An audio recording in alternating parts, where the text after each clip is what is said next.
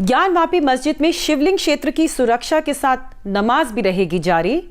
Supreme court ने Congress leader Navjot Singh Sidhu को दी 1 साल की सजा और राजीव गांधी हत्या के मामले में सुप्रीम कोर्ट ने 32 साल के बाद एक अपराधी की रिहाई।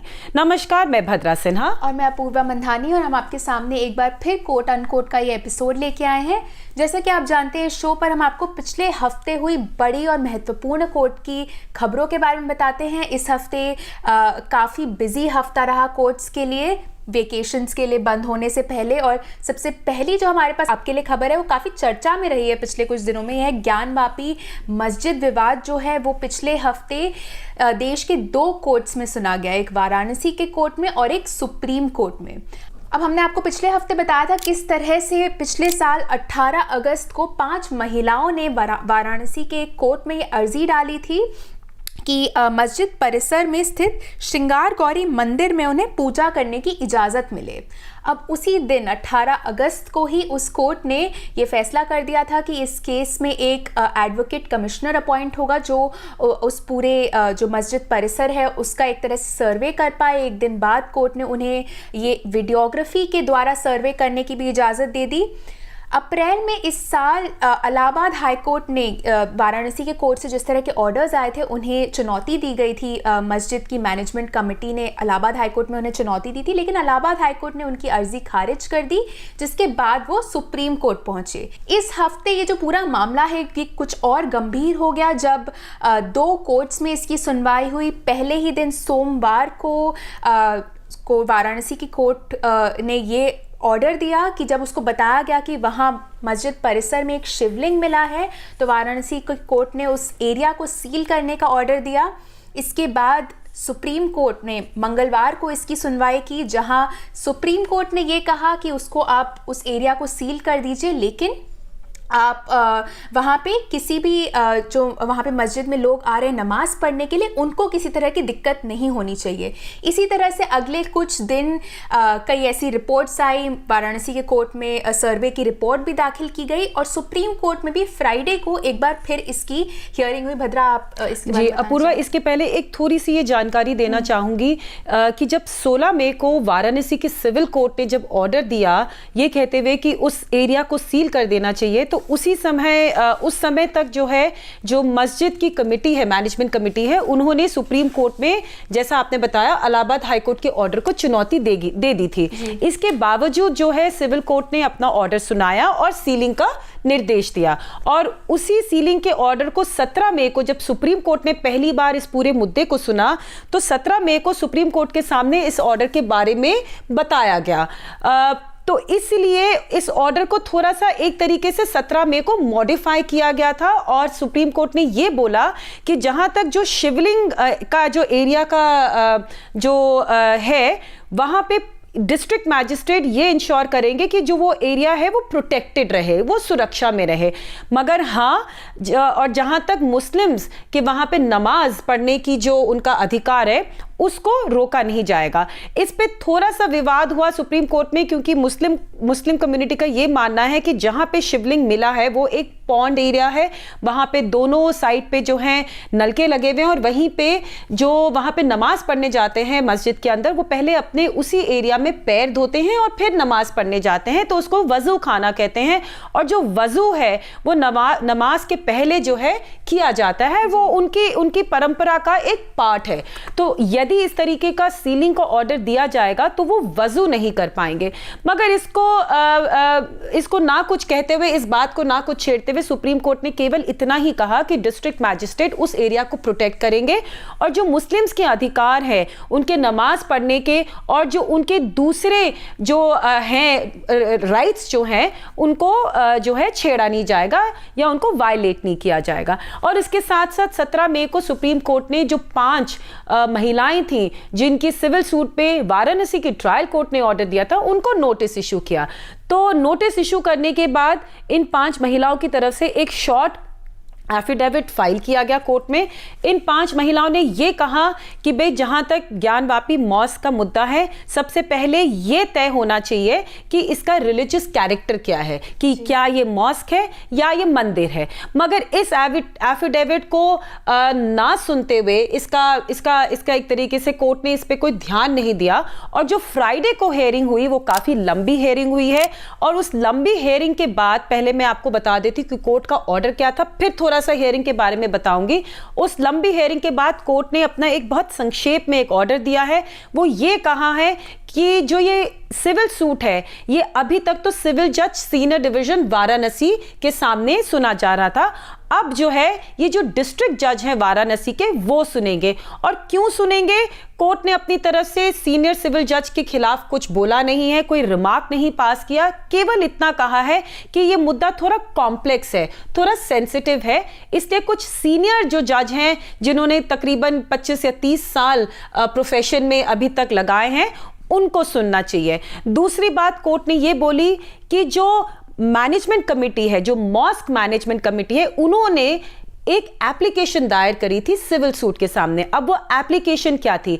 मॉस्क मैनेजमेंट कमेटी के हिसाब से ये सिविल सूट जो है, ये ऐसा सिविल सूट फाइल नहीं किया जा सकता। क्यों नहीं किया जा सकता? क्योंकि 1991 में जब बाबरी मस्जिद डिस्प्यूट गर्मी ले रहा था, तो उस टाइम पे 1991 में जो सरकार थी, केंद्र सरकार थी, उन्होंने एक कानून पास किया था जिसका नाम है प्लेसेस ऑफ वर्शिप एक्ट 1991 का। और वो कानून जो है वो ये कहता है कि 1947 पे जो भी कैरेक्टर थे रिलीजियस प्लेसेस ऑफ वर्शिप के, उनको बदला नहीं जा सकता। तो जो मॉस्क की मैनेजमेंट कमेटी है, उनका यह मानना है कि जो ये सिविल सूट है ज्ञानवापी मॉस्क को लेके, ये इस कानून के खिलाफ है। और ये कानून जो है 2019 में सुप्रीम कोर्ट ने अपने अयोध्या के फैसले में भी इसका जिक्र किया था और ये बोला था कि ये संविधान के जो है वो के तहत है। क्यों? क्योंकि संविधान बेसिक स्ट्रक्चर की बात करता है और हमारे बेसिक स्ट्रक्चर में सेक्युलरिज्म का एक राइट है, वो प्रोटेक्टेड राइट है। तो इन दोनों बातों को लेके मॉस्क की जो मैनेजमेंट कमेटी है, उन्होंने एक एप्लीकेशन फाइल करी थी सिविल कोर्ट के सामने, ये कहते हुए कि इस सूट को रद्द कर देना चाहिए। मगर जो वो सिविल जज हैं, उन्होंने इस एप्लीकेशन को डिसाइड करने के बजाय कोर्ट कमिश्नर अपॉइंट कर दिया था। तो अब सुप्रीम कोर्ट ने यह बोला है कि जो डिस्ट्रिक्ट जज हैं, वो पहले इस एप्लीकेशन को सुनेंगे और इस पे पहले अपना फैसला सुनाएंगे।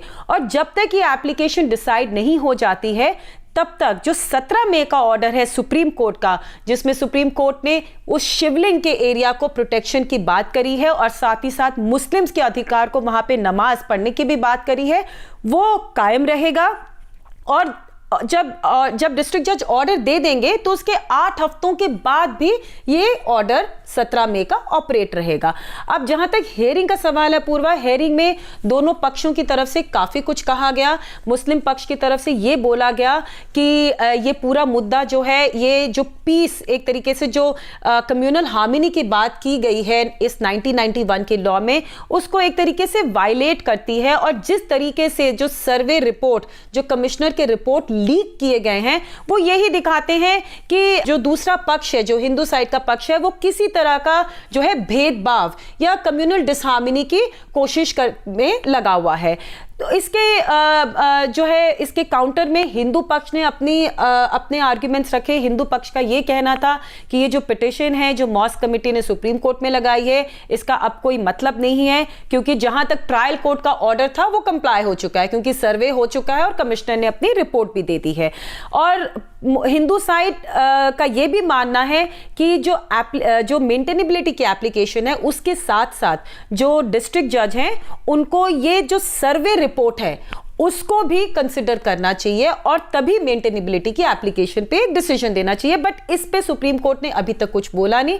सुप्रीम कोर्ट ने अपनी तरफ से कुछ टिप्पणी करी, ओरल ऑब्जर्वेशंस किए। उनका ये मानना है कि जहां तक जजेस का सवाल है, उनके लिए पीस हार्मनी सबसे इंपॉर्टेंट है और इसलिए उन्होंने जो मस्जिद कमेटी की जो अपील है वो अभी पेंडिंग रखी है, उस पर कोई डिसीजन नहीं लिया है, क्योंकि वो उनका ये कहना है कि जब तक सुप्रीम कोर्ट में ये मामला मामला रहेगा तब तक दोनों साइड के जो लोग हैं उनमें एटलीस्ट ये विश्वास तो रहेगा कि जो देश की सबसे बड़ी अदालत है वो इस मुद्दे पे नजर लगा के बैठी हुई है। बिल्कुल, तो अब ये मामला बनारस के डिस्ट्रिक्ट जज के सामने चलेगा।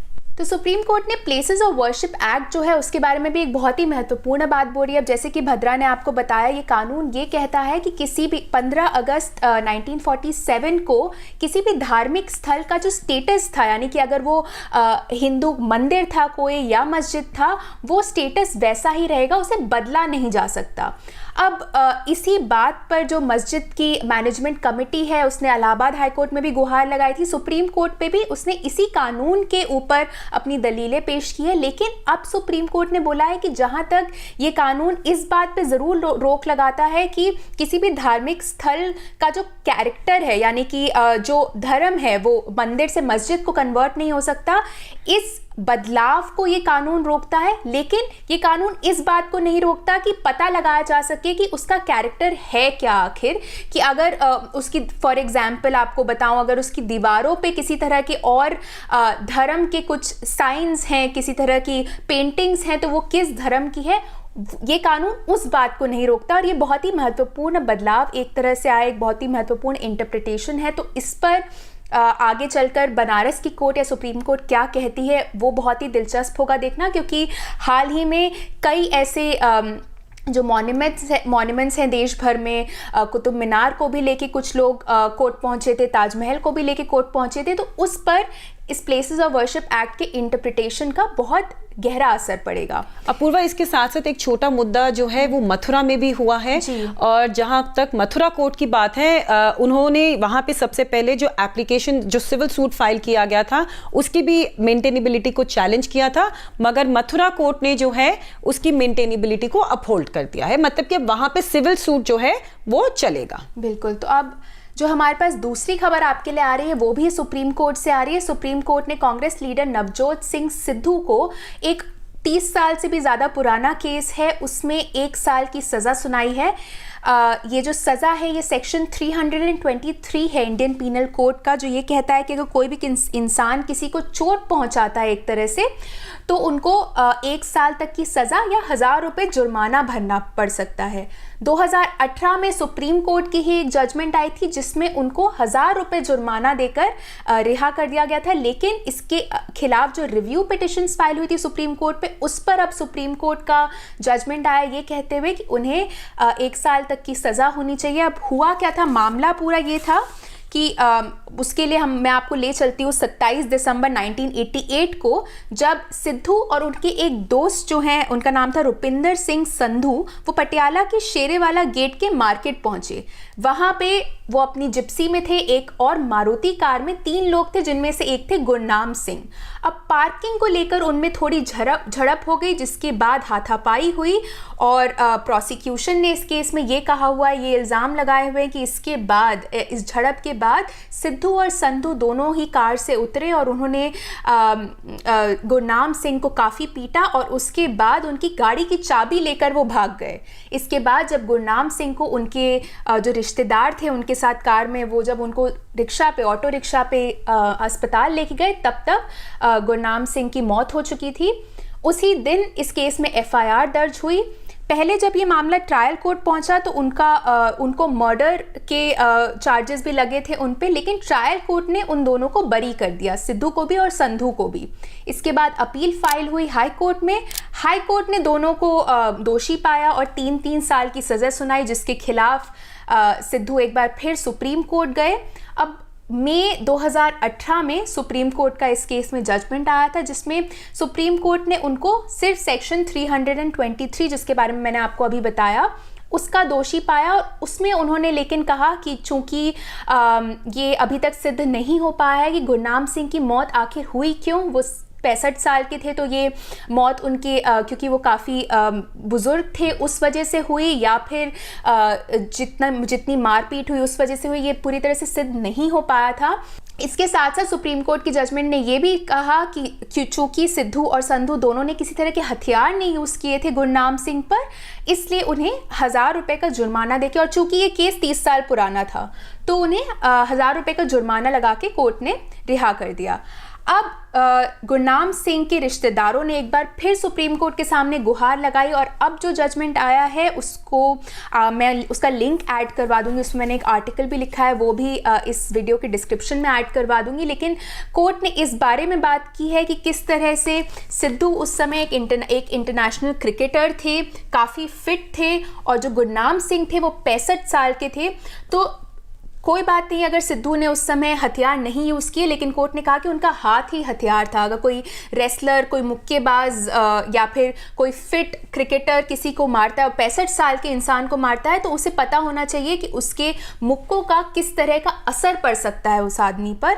और ऐसी ही बातें करते हुए अब कोर्ट ने उन पर 1 साल की सज़ा सुना दी है।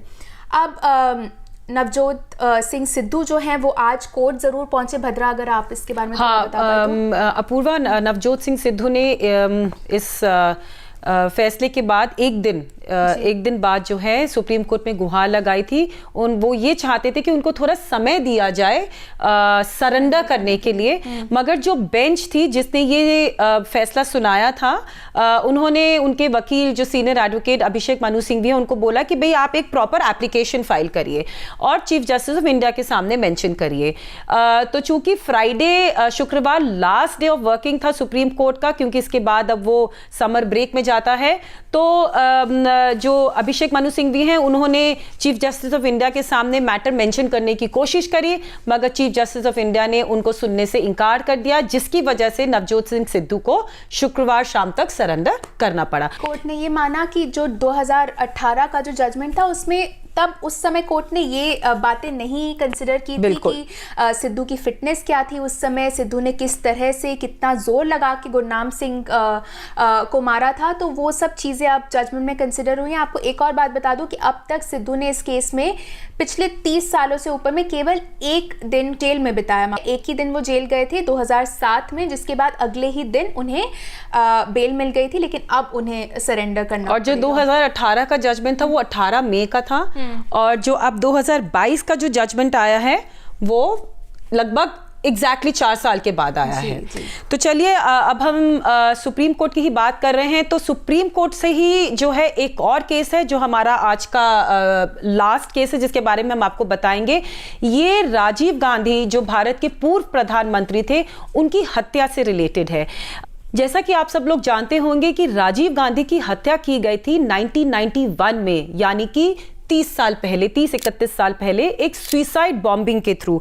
और ये हत्या की गई थी जब वो तमिलनाडु के श्री पेरुम्बदूर डिस्ट्रिक्ट में गए थे एक इलेक्शन रैली को एड्रेस करने के लिए। और इस हत्या में जो है एक सुसाइड बॉम्बर थी जो पहली बार एक तरीके से इस्तेमाल किया गया था एक बहुत ही बड़े पॉलिटिकल लीडर को मारने के लिए।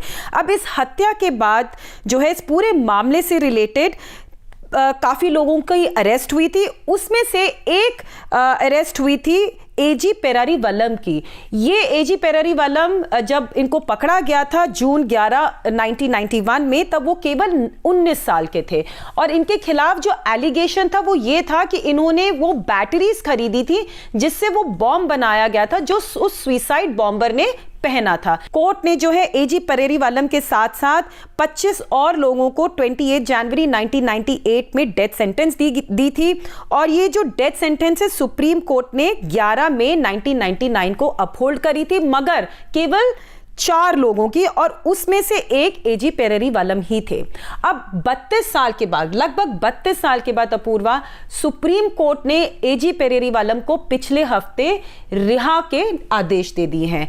और इस साल मार्च में उनको बेल तो दे दी गई थी, मगर अब उनको पूरी तरह से रिहाई दे दी गई है। मतलब कि जो उन्होंने इतने साल जेल में बिताए हैं, अब उनको जेल में रहने की जरूरत नहीं है। अब 2015 में पेरारीवलम ने गवर्नर, जो तमिलनाडु के गवर्नर हैं, उनके सामने एक गुहार लगाई कि भाई वो जेल में 1991 से बंद हैं और बहुत सालों तक अब वो रह चुके हैं, तो इसलिए रूल्स के अंडर ही उनकी इस एप्लीकेशन को देखते हुए उनको रिहा कर देना चाहिए। उन्होंने अपने रिकॉर्ड्स भी लगाए साथ में, और ये वही चीज़ बोली कि भाई इतने सालों तक वो जेल में है और उनका व्यवहार जेल में बहुत अच्छा रहा है। मगर इसके साथ साथ पेरारीवलम ने एक तमिलनाडु के डिस्ट्रिक्ट कोर्ट में एक एप्लीकेशन और लगाई कि जो उनकी सेंटेंस है, जो लाइफ सेंटेंस है, जो आजीवन कारावास पास है उसको सस्पेंड कर देना चाहिए, क्योंकि जो राजीव गांधी हत्या से रिलेटेड एक लार्जर कॉन्स्पिरेसी का जो मसला है वो अभी भी चल रहा है। मतलब कि जो इसमें अभी भी प्रोब है वो चल रहा है। वो प्रोब दरअसल एक सेंट्रल एजेंसी है, मल्टी डिसिप्लिनरी मॉनिटरिंग एजेंसी, जो उस समय 1991 में ही स्थापित की गई थी, ये पता लगाने के लिए कि दरअसल ये पूरी जो सुसाइड बॉम्बिंग की कॉन्स्पिरेसी जो हुई थी ये कहां से हुई थी और कैसे हुई थी। तो पेरेरी-वलम का ये कहना था कि चूंकि ये जांच अभी तक पेंडिंग है इसलिए मेरी सेंटेंस को सस्पेंड कर देना चाहिए। मगर जो तमिलनाडु की डिस्ट्रिक्ट कोर्ट थी उन्होंने इनकी इस अपील को खारिज कर दिया, जिसको पेरेरी-वलम ने हाई कोर्ट में चैलेंज किया। हाई कोर्ट ने भी ये अपील खारिज कर दी और फिर पेरेरी-वलम 2015 में ही सुप्रीम कोर्ट में आ गए। अब 2015 से लेके 2022 तक अपूर्वा, इसमें सुप्रीम कोर्ट ने बहुत अलग अलग तरीके के आर्ग्यूमेंट सुने। पहले जो है सुप्रीम कोर्ट ने ये जानने की कोशिश करी कि ये जो MDMA की जांच है ये कहां तक पहुंची है। जब इस पे उनको कोई स्पष्ट रूप से जवाब नहीं मिला केंद्र सरकार से, तब जो है उसी समय एक CBI के फॉर्मर ऑफिसर थे जिन्होंने पेरेरी-वलम का कन्फेशन स्टेटमेंट लिखा था। तब उन्होंने एक एफिडेविट लगाया सुप्रीम कोर्ट में ये मानते हुए कि पेरेरी-वलम को वाकई में इस पूरी कॉन्स्पिरेसी के बारे में कोई जानकारी नहीं थी। मगर सुप्रीम कोर्ट ने इस एफिडेविट पे बहुत ज्यादा ध्यान नहीं दिया और फिर तमिलनाडु की सरकार से और पेरेरी-वलम की सरकार से पूछा कि जो आपने एक गवर्नर के सामने अपनी गुहार लगाई थी कि आपको रिहा कर दिया जाए, उसका क्या हुआ है। तो उसके बाद ही 2018 में तमिलनाडु की जो सरकार है, जो कैबिनेट है, उन्होंने गवर्नर को चिट्ठी लिखी ये कहते हुए कि पेरेरी-वलम को जो है अब छोड़ देना चाहिए, उनको अब रिहा कर देना चाहिए। दरअसल अपूर्वा, अपने दर्शकों को हम ये बताना चाहेंगे कि संविधान में एक आर्टिकल है, आर्टिकल 161, इसके अंदर जो गवर्नर हैं उनके पास पावर्स होती हैं कि यदि जेल में जो बहुत सालों से कोई रह रहा है, स्पेशली वो लोग जिनको आजीवन कारावास मिलता है, तो गवर्नर के पास ये पावर होती है कि वो उनकी जो सेंटेंस है उसको कम करके या उसको बिल्कुल खत्म करके उनको रिहा कर दी जाए। तो इसी आर्टिकल के अंडर जो है पेरेरी-वलम ने अपनी एप्लीकेशन लगाई थी। तो तमिलनाडु की सरकार ने 2018 में गवर्नर को रिकमेंडेशन दिया कि भाई आप इनको छोड़ दीजिए, और यही बात उन्होंने सुप्रीम कोर्ट को भी बताई। तो सुप्रीम कोर्ट ने फिर गवर्नर को बोला तमिलनाडु के कि भाई अब आप इस पे कुछ फैसला दीजिए। मगर गवर्नर ने इस पे फैसला देने के बजाय ये जो पेरेरी-वलम की एप्लीकेशन थी ये प्रेसिडेंट को फॉरवर्ड कर दी। अब क्यों कर दी? क्योंकि उनका ये कहना था कि ये पूरी जांच जो है CBI ने करी थी, इसलिए प्रेसिडेंट ही इस मामले में पेरेरी-वलम को मर्सी दे सकते हैं, यानी प्रेसिडेंट ही इसको छोड़ सकते हैं। तो केंद्र सरकार की तरफ से पहले तो ये बोला गया था कि तमिलनाडु के गवर्नर इस पे कुछ फैसला देंगे, फिर उसके बाद उन्होंने ये बोला नहीं, गवर्नर नहीं, प्रेसिडेंट देंगे। तो ये जो है 4 साल तक ये बस चलता ही रहा मामला। तो आखिरकार सुप्रीम कोर्ट ने जो है इस मामले पे अपना फैसला रिजर्व किया और अपने इस फैसले में जब जजमेंट दिया पिछले हफ्ते, तो यही बोला कि जो गवर्नर ने ये जो किया था, जो एप्लीकेशन पेरेरी-वलम की प्रेसिडेंट को भेजी थी, ये गलत थी, क्योंकि आर्टिकल 161 के अंडर जो तमिलनाडु की सरकार ने गवर्नर को रिकमेंडेशन दी थी वो उनके ऊपर बाइंडिंग थी और तमिलनाडु के गवर्नर को इस पे अपनी तरफ से फैसला सुनाना चाहिए था और प्रेसिडेंट को जो है ये एप्लीकेशन फॉरवर्ड करने की कोई जरूरत नहीं थी। साथ ही साथ जैसा मैंने आपको पहले बताया, पेरेरी-वलम का जो कंडक्ट था, गुड कंडक्ट था जेल में, उसको कोर्ट ने कंसिडर किया और उनकी रिहाई का जो है ऑर्डर दिया। तो चलिए अपूर्वा, मेरे ख्याल से इस हफ्ते काफी बिजी था कोर्ट और हमारे पास काफी जो है कंटेंट था इस हफ्ते शेयर करने के लिए अपने दर्शकों के साथ। बिल्कुल, अगले हफ्ते से सुप्रीम कोर्ट की छुट्टियां शुरू हो रही हैं, लेकिन बाकी सब कोर्ट्स अभी भी चालू रहेंगे। तो अगले हफ्ते फिर कोर्ट से जो भी न्यूज़ आती है हम आपको उसके बारे में ज़रूर बताएंगे। आशा करती हूँ आपको आज का एपिसोड पसंद आया हो। हमसे जुड़ने के लिए बहुत बहुत धन्यवाद। धन्यवाद।